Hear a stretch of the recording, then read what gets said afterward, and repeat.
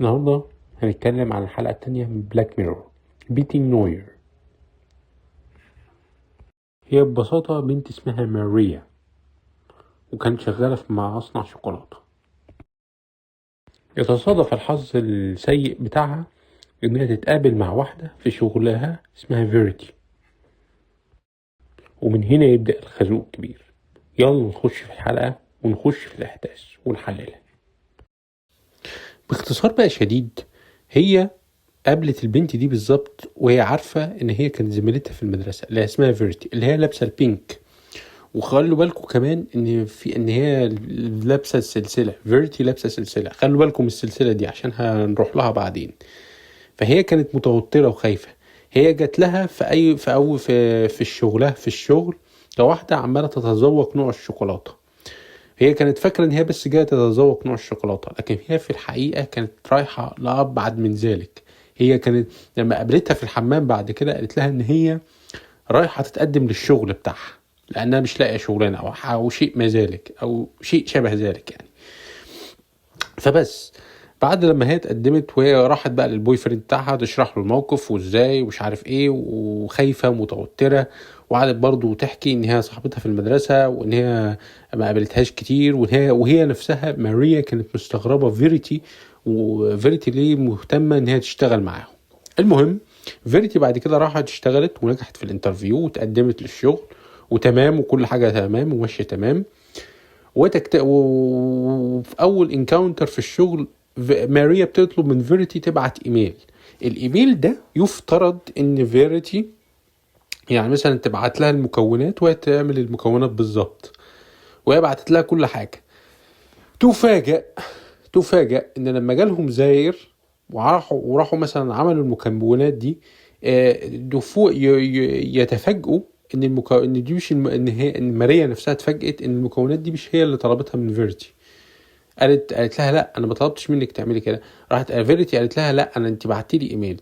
قالت لها طب وريني الايميل. والبص بقى طبعا كانت مشرف على هذا الموضوع. اكتشفت ان الايميل زي ما فيرتي بتقول. ماريا اتجننت بتقول ازاي ده يحصل. قالت ان هي بقى عامله كده. فقال لها البص لا، هي الايميل اثبت اني غلط. بعد كده بقى ايه حدث تاني ورا التاني. كان في مطعم شغال فيه البوي فريند بتاعها وكان ليه اسم معين. فبعد كده يقولوا لها زمايلها في الشغل بما فيهم فيريتي لا ده اسمه مش كده، ده اسمه حاجة تانية. فتقول لهم لا. فروح تبعث في جوجل تلاقي المطعم زي ما هما بيقولوا، رغم ان هي متأكدة ان اسم المطعم زي ما هما زي ما هي كانت عارفة، لان البوي فريند كان شغال فيه. لما ترجع البيت تتصدم تلاقيه زي الانترنت وزي ما هما بيقولوا، رغم ان هي عارفة ان المطعم باسم معين طلع لا المطعم زي ما هما بيقولوا، رغم ان هي عارفة ومتأكدة. فتتجنن اكتر. يحصل ايه بقى بعد كده؟ يحصل بعد كده ان هي مش بس تتشكك في اللي حواليها، لا تشكك بقى في حالة تانية. كان في واحدة في الموظفين بتشتكي ان واحد بيشرب الألموند ميلك بتاعها. فيحصل ايه؟ ايوه بالظبط كده.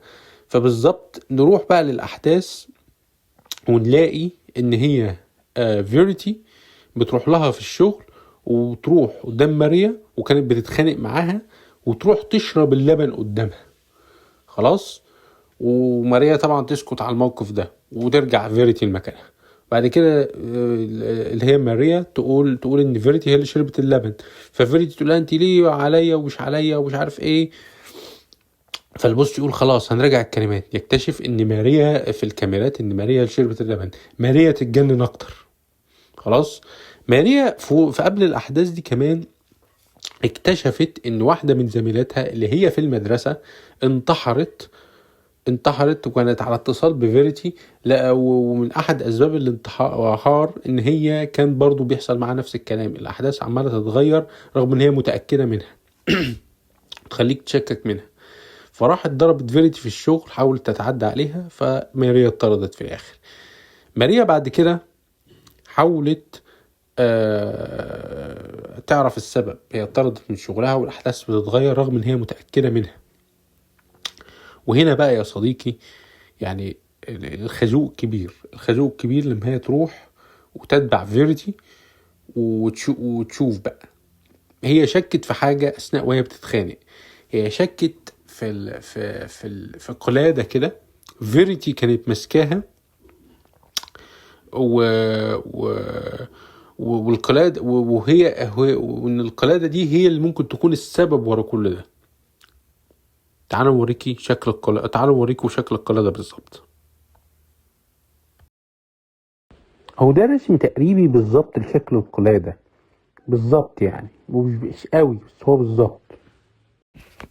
نكمل بقى. فهي بعد لما لحقتها بالعربية بتاعتها وصلت للبيت بتاعها، طبعا هي مشغلة موسيقى روك اند رول ومية مية، وكانت رايحة تستحمى وزي الفل.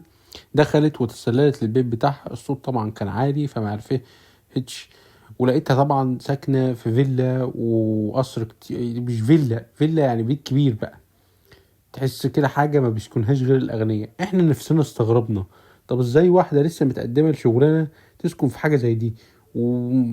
وده شيء بالنسبة لي غريب جدا. وده بيوضح بقى، يجيب لنا ان احنا اكيد في سر ورا الموضوع ده.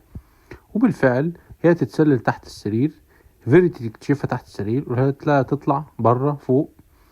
وقبليها طبعا كانت هي واخده واحده من القلاده دي وقالت لها انا عرفت السر اللي انت بتعملي بيه الكلام ده، قولي لي بقى على السر واحكي لي بقى الحكايه كلها. وقالت لها طبعا ان هي القلاده دي هي ورا كل قص المصايب دي. فقالت لها القلاده اللي معاكي دي مش هتشتغل، وتاني حاجة القلادة اللي معاكي دي ما بتشتغلش غير ببصمة صباعي، وثالثا القلادة اللي معاكي دي انا معايا منها نسخ كتير. رحت فتحت لها وقالت لها انا معايا اهو نسخ كتير، يلا حبيبتي وريني بقى تستعمليها ازاي.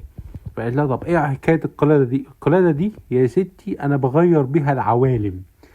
معنى مثلا ان احنا بنعيش في بعد ما، القلادة دي تروح تغير لنا البعد ده لبعد تاني بيحصل فيه حدث تاني. يعني مثلا الحدث مثلا بتاع المطعم، هي راحت غيرت البعد ده لمطعم الاسم فيه مختلف. او حدث مثلا ان فيريتي ما شربتش اللبن وان هي ماريا هي اللي شربت اللبن، وهكذا. حدث مثلا الايميل بتاع ماريا، وهكذا. ده يفسر حاجات كتير.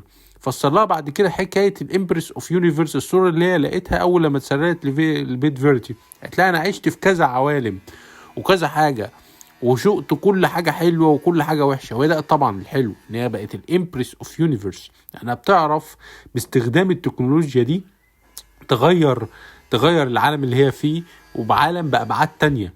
وده طبعا يفسر ان هي معاها الفيلا والحاجه الفخمه دي كلها. حاجه فشيخه الصراحه، لو احنا امتلكناها ده احنا نبقى امبرس زي الفل. فالمهم يعني هي بقى تتخانق معاها ويحصل الاتي.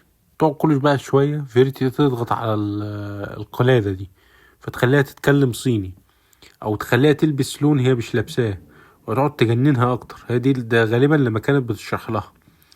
وبعد كده تقول لها خلاص انا هتصل بالبوليس، فتتصل بالبوليس فييجوا البوليس.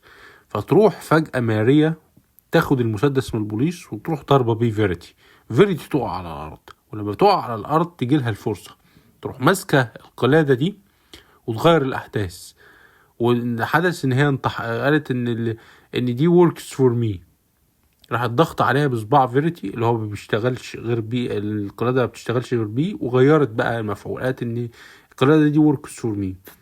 فراحت غيرت الاحداث تخلي فيريتي هي اللي انتحرت، وتغير الاحداث ان البوليس بيشتغل تبعها، وتغير فما يقبضوش عليها، وتغير الاحداث ان هي تبقى الامبرس اوف يونيفرس. وبتنتهي هنا الحلقة. والصراحة حاجة عبثية. تخيل مثلا يبقى معانا جهاز زي ده يقعد يغير لنا الاحداث والعالم، يا نهار اسود، تبقى حاجة فشيخة الصراحة. انا مش عارف لو معايا الجهاز ده انا ممكن اعمل بيه ايه.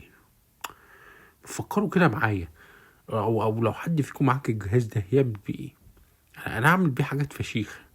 انا ممكن اشوف مثلا ايه رأيكم مثلا اطير. حلوة الفكرة. يعني الصراحة انا مش عارف اعمل بيه ايه. وانا مجرد ان انا شخص تافه قوي، مش عارف انا في جهاز زي ده اروح اعمل بيه. تخيلوا. بس فعلا الفكرة كانت فشيخة. دمج التكنولوجيا مع عالم الذكاء الاصطناعي مع تغيير العوالم ومع المالتي يونيفرس كانت فكرة فشيخة الصراحة. غير الحاجة. وانت تقعد طول المسلسل بتتجنن مع الجنان الشخصية.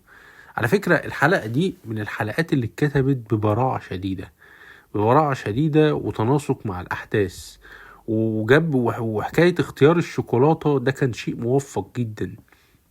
تخيل انت بتروح تختار الشوكولاتة وازاي بتتغمز، وبدأ واختار لك ذات الشوكولاتة اللي هي السولتي على أساس ايه؟ على أساس فعلا الأحداث مش متوقعها زي الشوكولاتة البيضاء بالظبط، حتى طعم الشوكولاتة كان مش متوقع، فيريتي دي نفسها مش متوقعة.